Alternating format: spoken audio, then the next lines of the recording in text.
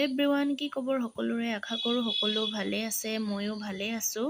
এতিয়া ৰাতিপুৱা মই শুই উঠি গা পা ধুই পূজা কৰিলোঁ। এতিয়া চবৰ কাৰণে চাহ বনাম। চাহৰ লগত মই কি বনাম সকলোবোৰ দেখাব চেষ্টা কৰিম। আপোনালোকে ভিডিঅ'টো স্কিপ নকৰাকৈ চাই থাকিব। এয়া পিঠা বনাবৰ কাৰণে তেল গৰম হৈ আছে। মই যে কৈছিলোঁ চাহৰ লগত কিবা বনাম আপোনালোকক দেখাম বুলি কৈছিলোঁ যে, এয়া মই বনাইছোঁ পিঠা।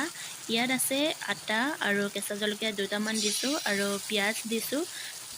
একচুৱেলি এইটো মোৰ আইডিয়া নহয়, মোৰ হাজবেণ্ডৰ আইডিয়া হয়। এদিন হাজবেণ্ডে বনাই কিনি মোক চাহৰ লগত খুৱাইছিলে। চ' বহুত ভাল লাগিলে। ময়ো ভাবিলোঁ আজি ট্ৰাই কৰোঁ নেকি বুলি। চ' মই ইমান পাৰফেক্ট নহয়, হ'লেও মই ট্ৰাই কৰিছোঁ। বেয়া হ'ব পাৰে, আপোনালোকে বেয়া নাপাব। আপোনালোকেও যদি এনেকৈ বনাই খাই পোৱা নাই, চ' আপোনালোকে বনাই খাই চাবচোন। সঁচাকৈ বহুত টেষ্টি হয় আৰু খাই কিনি কেনেকুৱা হয় মোক কমেণ্টত জনাব। ফাইনেলি চাহ হৈ গ'ল। চ' ৰাতিপুৱা মই শুই উঠি লাল চাহে খাওঁ। গাখীৰ চাহ খালে মোৰ গেছৰ প্ৰব্লেম হয়। চাহ খোৱাৰ পিছত চক নেখালে একদম মুখখন টেঙা টেঙা লাগে, কাৰণ মই ভাত খালেও চাহ খালেও যি খালেও চকটো লাগে। আৰু এইফালে চাওক, ইমান বৰষুণ দিছে। আজি বৰষুণ দিয়া এসপ্তাহ বেছি হ'ব আৰু ইমান দীঘলীয়াকৈ বৰষুণ দিছে নহয়।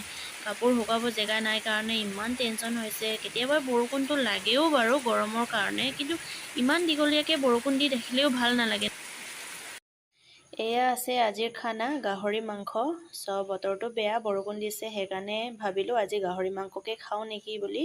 চ' এপুৱাই আনিব ক'লোঁ, কাৰণ মা আৰু দেউতা নাই, মই আৰু হাজবেণ্ডে, সেইকাৰণে এপুৱাটো জৰিব বুলি এপুৱাই আনিব ক'লোঁ। আৰু সেইফালে আছে আমাৰ গাহৰিৰ লগত বনাবৰ কাৰণে ৰেডি আদা নহৰু, আৰু এইফালে ভোট জলকীয়া এটা দিম, জ্বলাকৈ খাম। আৰু এইফালে আছে পিঁয়াজ, আৰু সেইফালে আছে বেম্ব' চুট। বেম্ব' চুটৰ লগত গাহৰি মাংস বহুত টেষ্টি হয়।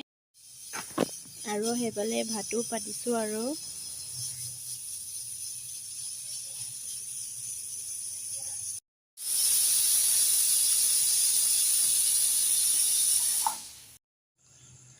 এয়া কেৰাহী গৰম হৈ আছে।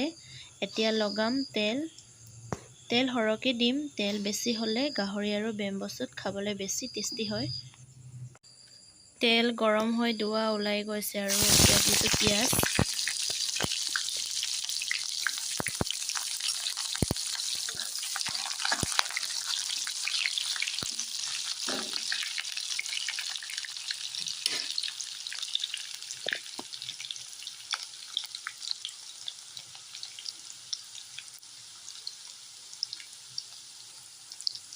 এতিয়া দিছোঁ আদা নহৰু খুন্দা।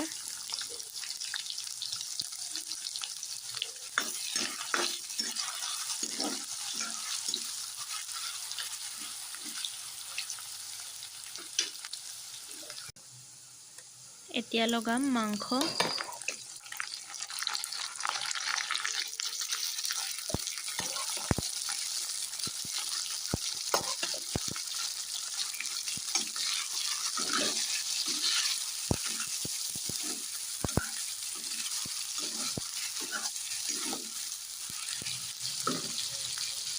নিমখ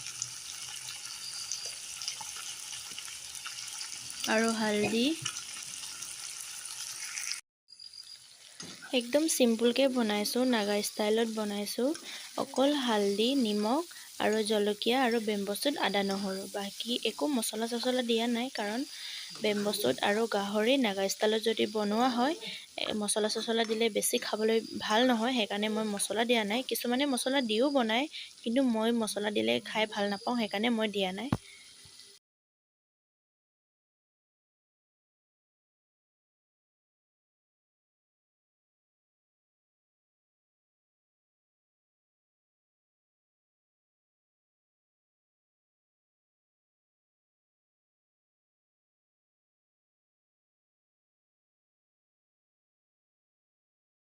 এতিয়া দিছোঁ বেম্ব' চুট।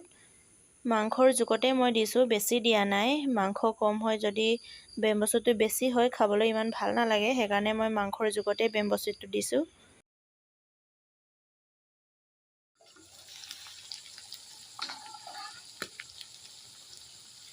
এইটো চাহ কেনেকুৱা কালাৰ, চাহ ইমান ধুনীয়া হৈছে।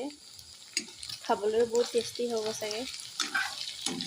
এনেকৈ গাহৰিৰ লগত বেম্বো চুট বনাই খাবচোন, বহুত টেষ্টি হয়।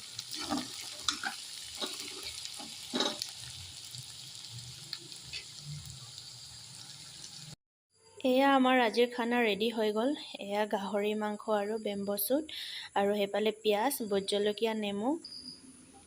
এয়া মাংস চাওক, ইমান টেষ্টি হৈছে নহয় খাবলৈ, সঁচাকৈ বহুত টেষ্টি হৈছে। এনেকৈ আপোনালোকেও বনাই খাই চাবচোন, কিমান মজা লাগে। আৰু সকলোৱে মোৰ ভিডিঅ'টো চাই ভাল লাগিল তেন্তে লাইক, কমেণ্ট, শ্বেয়াৰ আৰু ছাবস্ক্ৰাইব কৰিবলৈ নাপাহৰিব। আৰু নেক্সট ভিডিঅ'ত লগ পামগৈ। Bye bye everyone.